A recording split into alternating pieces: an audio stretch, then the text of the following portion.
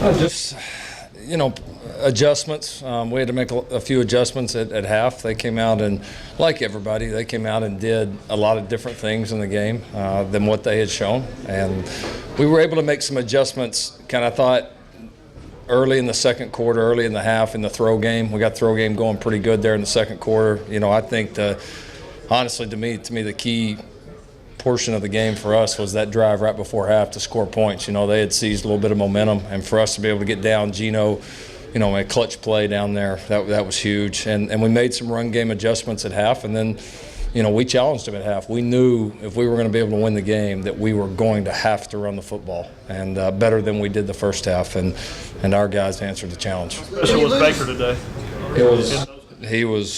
It's the best I've seen him play, easily. I mean, we didn't throw it much. He threw it 19 times. I mean, I would say probably 18 of those was right on point. His decision-making was outstanding. He was great in scramble situations. He was, in those kind of conditions, it was awesome. You wore a shirt that said back-to-back 2015, 2016. Did you see that or know about that? No, you got I one didn't. yourself? He didn't make you one? No, I'm good. I didn't have one. You go to New York this week, next week? That's for other people to decide. If you lose Westbrook early in the game, you talked about that drive right before the half. So they were the guys were making adjustments without him. Did you talk about your offense at that point when you lose Westbrook, just trying to get everything back together and get it? Yeah, we had to adjust a little bit. The way they were playing us early, it was going to be hard to do it and not give Dede some extra special attention. When we hit the big one there on him, had a couple of other things that were there that were close. So, once he went out of the game, there were some adjustments on their part and there were some on our part. And, I thought, we protected so well. I mean, Baker had a lot of time. The protection was awesome. And then I was maybe the most proud of him that when Dede went out, he didn't go trying to do things on his own. He trusted the guys. The ball, on every play, the ball was, as a coach, right where you want it. Right where it's supposed to go. So that tells you a guy was really bought in. And, his trust and belief in what we're doing, his trust and belief in his teammates were critical. And that was huge for us. Lincoln, you referenced the final drive of the first half, but that drive plus the first two of the second half, missing Dede for the offense to score all three drives and to do it in a variety of ways. Is that as important confidence-wise as anything for your guys? Sure. Yeah, like I said, I think the drive before the half was just such a momentum changer. And then, I think coming into half, we had a good idea of the adjustments we needed to make. The kids had a good mentality, and we talked to them. We weren't happy 2 weeks ago with how we came out in the third quarter, and that was something that we talked about even last night before the game, that, it was going to be critical that we play a lot better in the third quarter. So they had a good mindset. They took the adjustments well, and then our ability to run the football and really be able to just control the line of scrimmage really the entire second half, was huge. I think really only we stopped ourselves when we had the penalty and then fumbled. So the guys were great. Lincoln, you played the position, so you understand how tough it is with a wet football sometimes. Can you talk about Baker was so much better than actually what OSU got? And did you guys do you do much wet ball stuff during the week? Yeah, I wouldn't compare him to anybody else.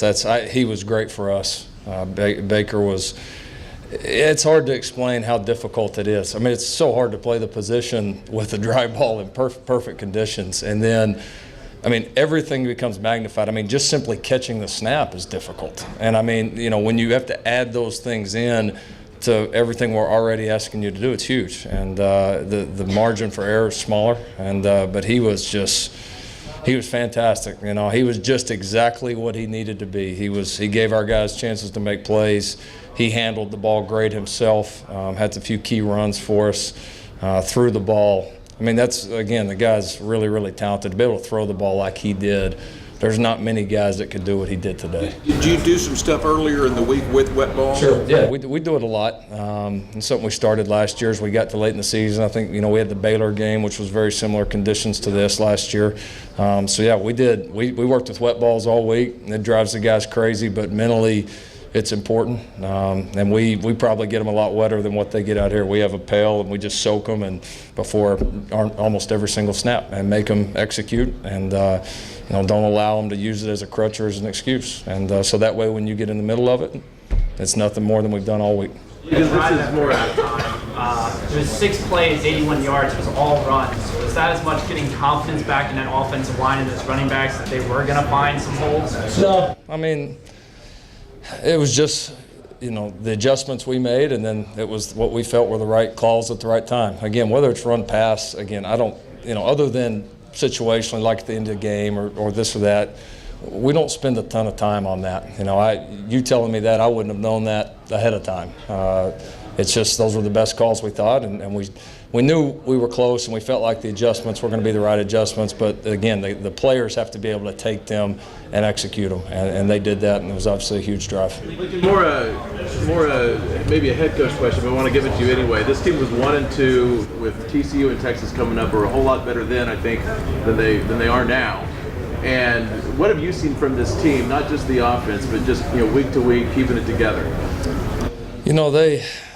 They remained very confident in what we were doing. I think they had enough presence to not look or listen to the outside, and because this is a deal where everybody's going to have an opinion, and they were able to continue to listen to us as coaches, and we were able to show them how close we were, the things that we were doing really well, the things that we needed to get better at, and they stayed with it. And this one feels a lot different than last year for that reason. It was just overcoming so much. I mean, even today, one of your best players goes down right there in the beginning, and these guys just don't flinch. And we've gotten better and better. We've played more complementary football. I almost wish we had 5 or 6 more games left because it seems like we're just continuing to get better and better quickly. So it's been a fun team to coach. It's been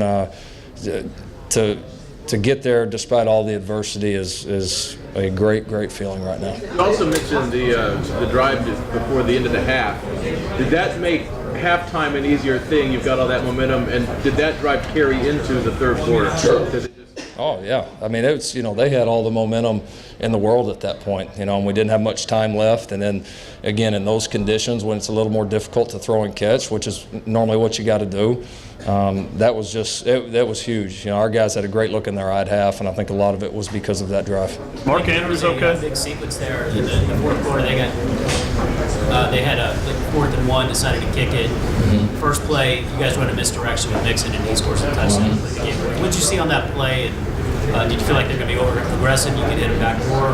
Yeah, we thought it had a chance. And we felt like, Joe was close. He's just that guy. He and Samaje are so different, or Samaje just kind of continually pounds him. Joe might have a couple here and there, and then all of a sudden, bam, he pops a 70-yarder. And so, the misdirection was good, and it was blocked up just like you draw it up. And then, we had some guys down the field. I noticed Jeff Mead, some of those other guys that were blocking their tails off. I mean, it was just a very complete play and obviously a huge play at that time. So Mark, go ahead. So is that kind of like you saw maybe a potential dagger play there after the misfield? A potential what? Play where you can hit They're all dagger plays if they work, yeah. Is he okay?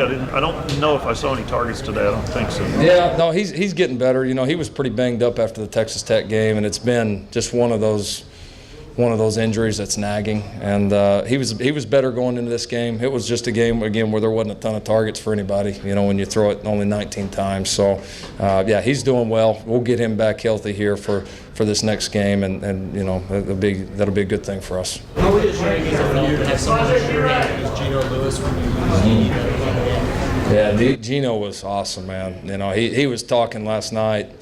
We let the offensive guys talk a little bit in our meeting Friday night before the games, and he was just talking about the responsibility he felt to come help us win a championship. What a great story. He wanted to win this worse than anybody. Just the new guy coming in, the graduate transfer, comes all the way across the country just to do this. And then, he's just been huge for us this back half of the season. I mean, he made the 2 third-down catches there, I think on either the first or second drive there of the third quarter, especially the one over the middle that was such an important play. And obviously the touchdown before half, he had the other touchdown that got called back.